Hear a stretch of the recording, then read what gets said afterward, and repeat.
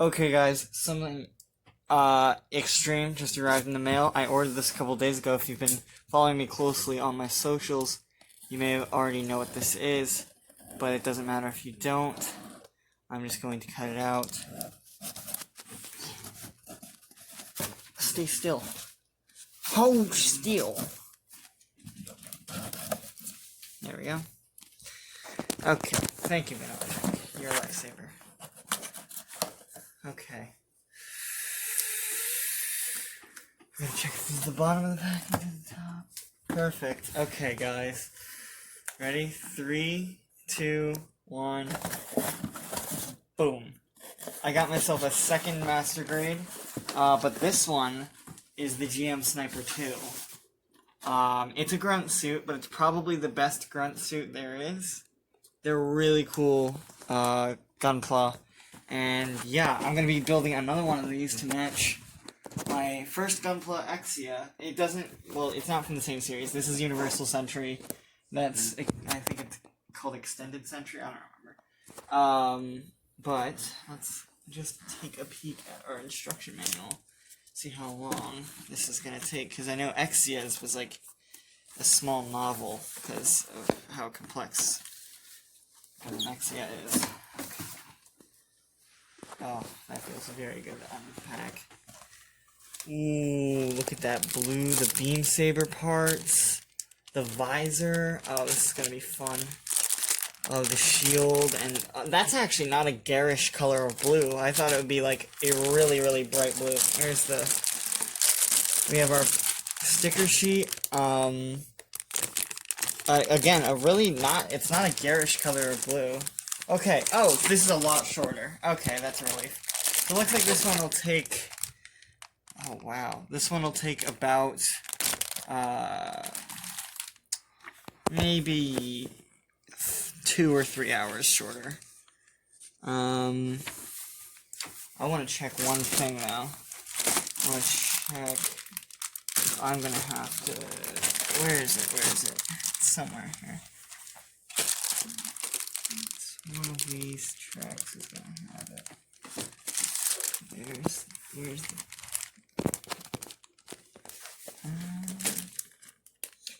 okay, yeah. So there's all the verniers. This is gonna be a great build. I will most likely, I can probably do a time lapse of the build process because it'll only take me like 2 or 3 hours, maybe. But this is looking pretty simple. I mean, compared to Exia, of course. Still a good build, looking like. You have some flexibility in the feet.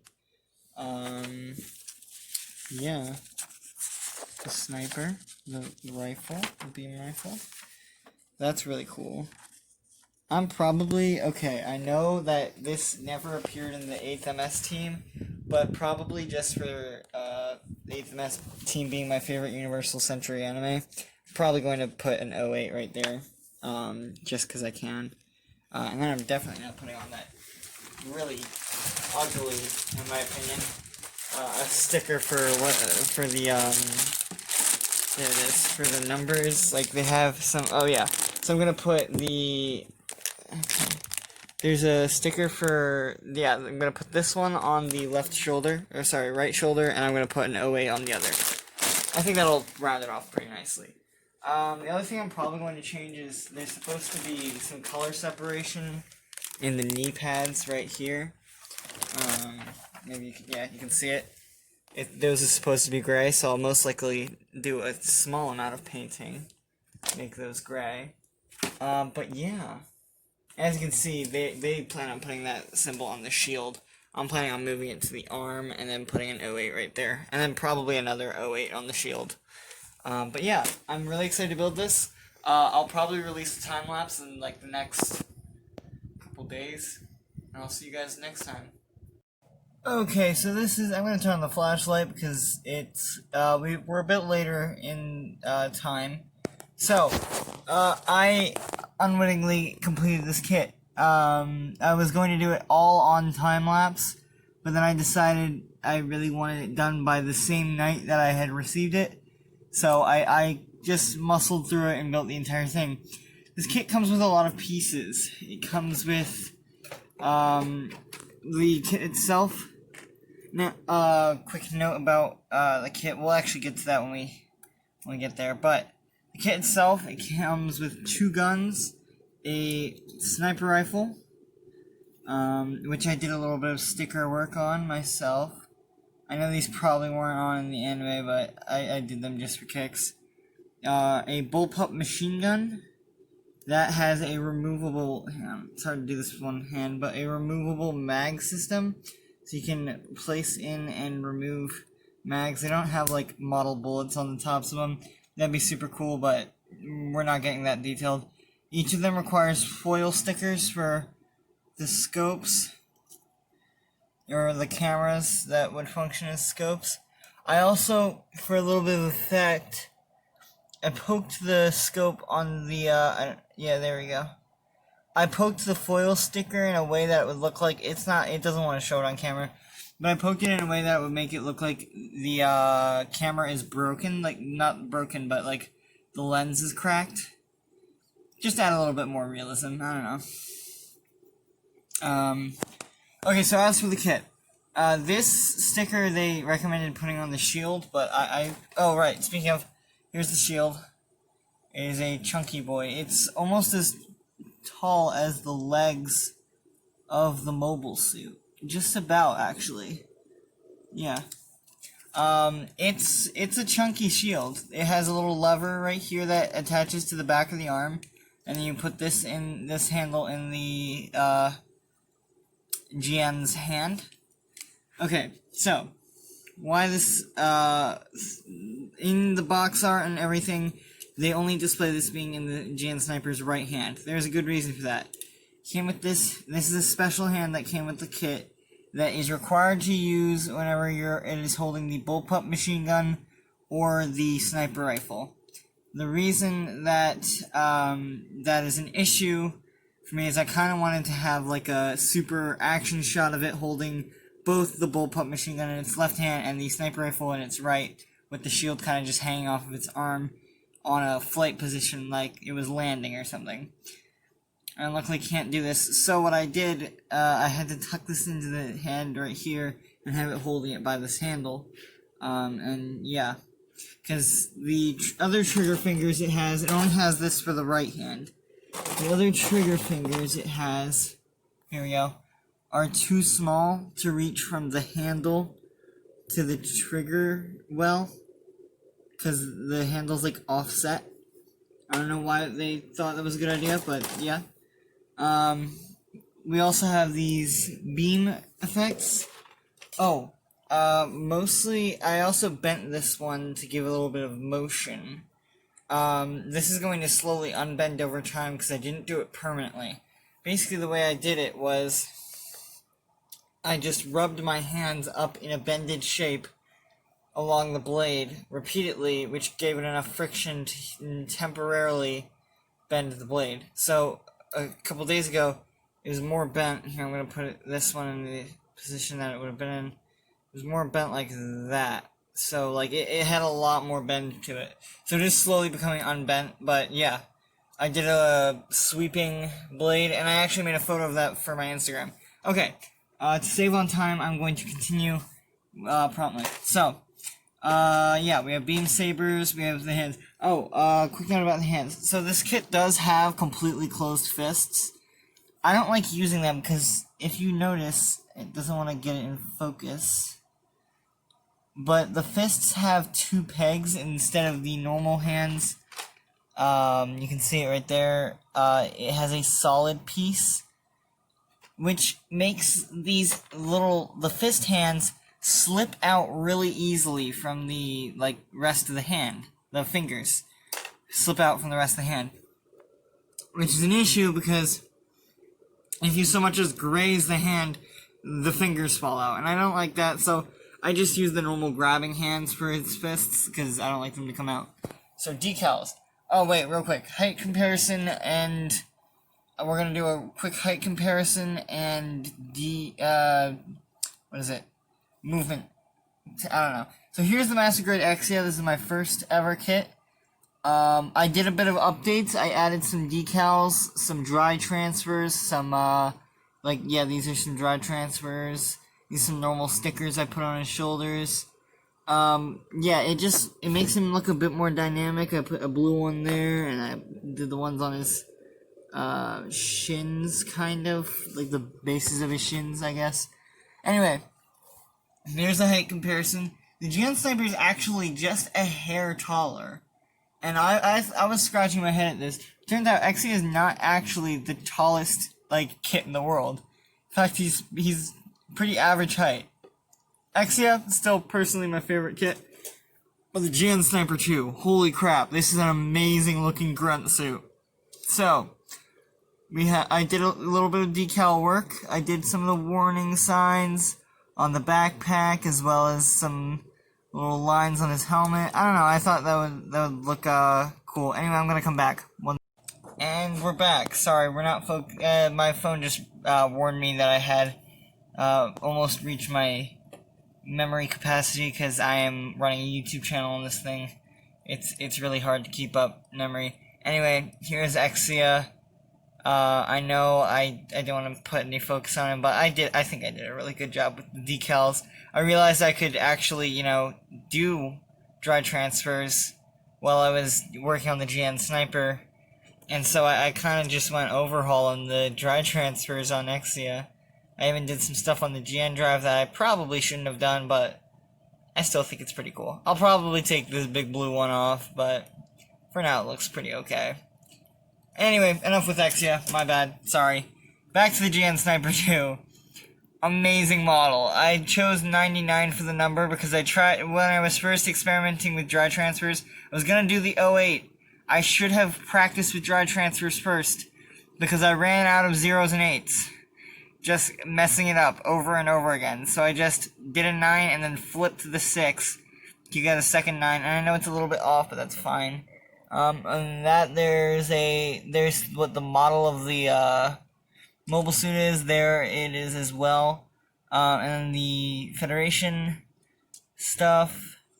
We got some just normal decals. Oh, I even tucked a little decal into the verniers. I'm trying to get it to focus. I don't know if that's the wrong decal to put there, but I still thought that was a pretty cool little Easter egg if someone's looking closely enough. I put some caution signs as well as the miniature logo underneath. And I put a caution, and I put a warning sign right above the cockpit opening. I don't know. Once I started getting dry transfers and normal decals down, I had fun with this kit. Oh, I even put something right here, just give a little bit more warning, I don't know. But I did have fun with this kit. I'd been looking at it for a while, so I wanted to make it mine. Anyway, so, I'm gonna pause the video and put the sniper and shield on so you can see what that looks like. Okay guys, we're back. So, with this kit, okay, sorry, I lost my train of thought there. So, this kit has something that I did not get to experience with Exia, and that is supreme amounts of articulation. So, now that I've actually had experience with this kit, I can feel, I feel like I know why people had a big problem with the Master Grade Exia kit. It does lack a lot of, it has some issues with leg articulation as well as loose joints, having issues with the hands not actually holding his tools very well, stuff like that. But then I've had experience with a kit that actually has, there will always be a sweet spot in my heart for you. Don't worry, Exia. But as for right now, the GN Sniper 2, absolutely amazing amounts of articulation. Here he is holding the shield and the sniper rifle. Same kind of concept for the bullpup machine gun. I'm going to reposition him so that you guys don't lose interest. Okay guys, here he is back, but he's doing a little bit of an action pose here. Not really an intense one, but yeah.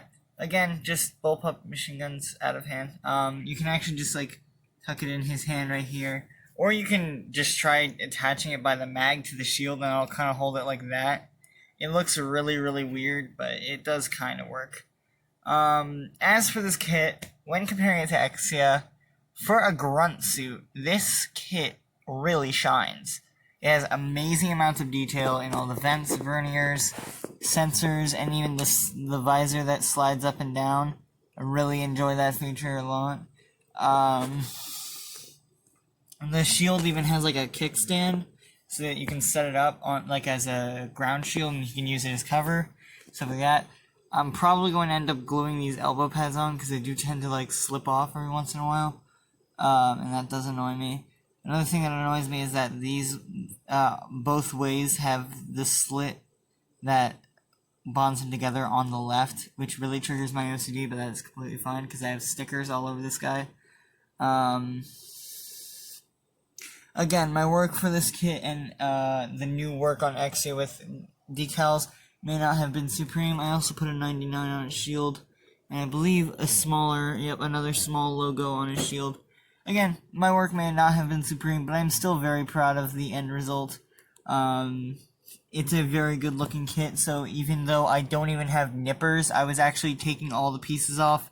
You can definitely see that with some of the chunk left over. I don't even have nippers, so the fact that I've already built 2 kits without the use of nippers just shows that you really don't need much to get in this hobby. Now, nippers I do definitely recommend. Or like wire cutters, stuff like that. It's just stuff like that. Very comes in handy. But my wire cutters are a bit big and chunky. But let's talk about articulation. So this guy, not only can his shoulder pads move freely from his arm, but they can actually pull out so you can see all the arm movement. This arm, when you want to wrap it around to hold his sniper rifle like so, you can actually pull it out of the body, which allows you to get a little bit more articulation, and then just slide the shoulder pad in, and it looks like it's not even moved very far. The articulation goes down to even, like, moving the toes on his foot. They're also movable. There's all these pistons in here, and there's pistons in his knees. Not pistons, hydraulics in his knees, and they look amazing while you're building it. Like, if I could expose those, like, if I could, like, put some battle damage on his ankles and expose the pistons so that whenever you move his foot you can see them moving, I would do that. But I'm not quite so expert at this yet, so maybe in the future I'll buy a second one, maybe the Lido Wolf version, and give it a little bit of wearing. I'm probably going to put some part separation in here in the future, but for now, yeah. I'm going to put the visor up because I actually prefer it with the visor up. I don't know why, I just like how it looks like a little, I don't know, like a brim to his helmet. Anyway, it looks a little bit more like a Spartan helmet from Halo, maybe? I don't know. Anyway, sorry, I've said anyway like 80 times.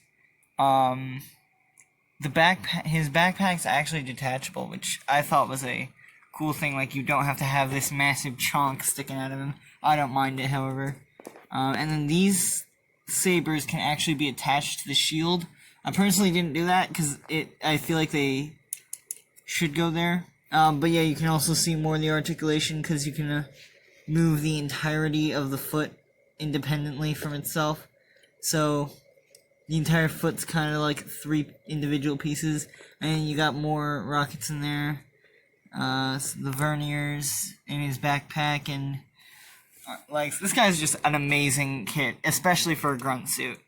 I know I'm basically re-speaking the words of Mecha Gaikotsu, but I do highly recommend getting this kit if you're just starting Gunpla.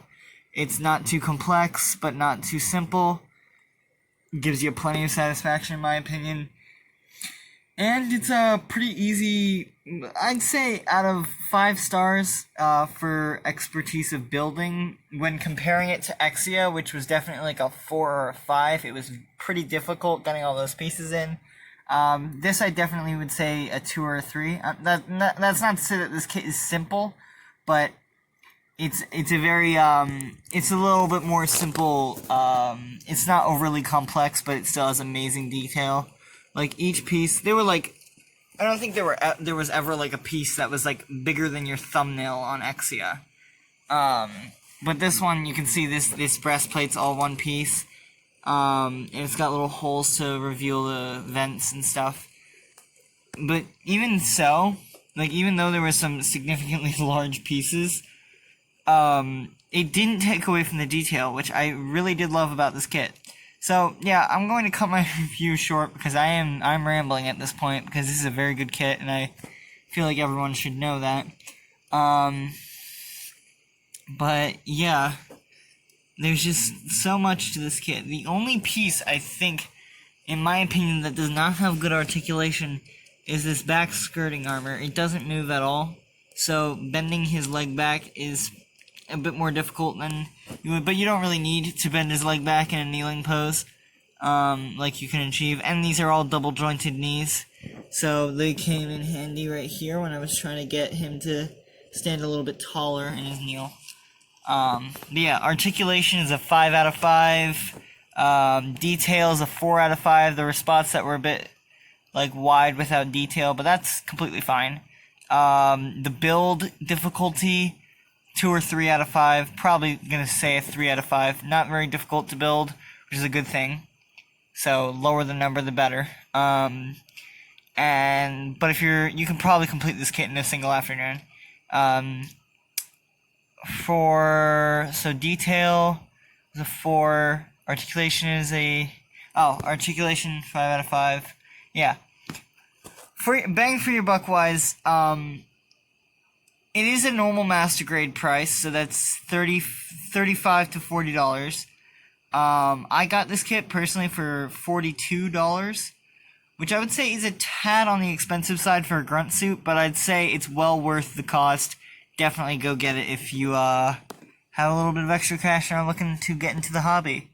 So yeah, I'm ChristoChat. Please subscribe, like, share my videos, whatever you need to do.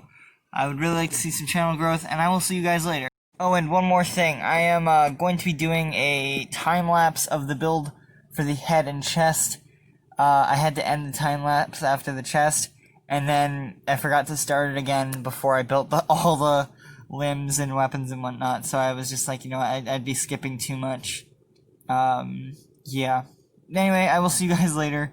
Thank you for listening on to my rambling, and have happy building.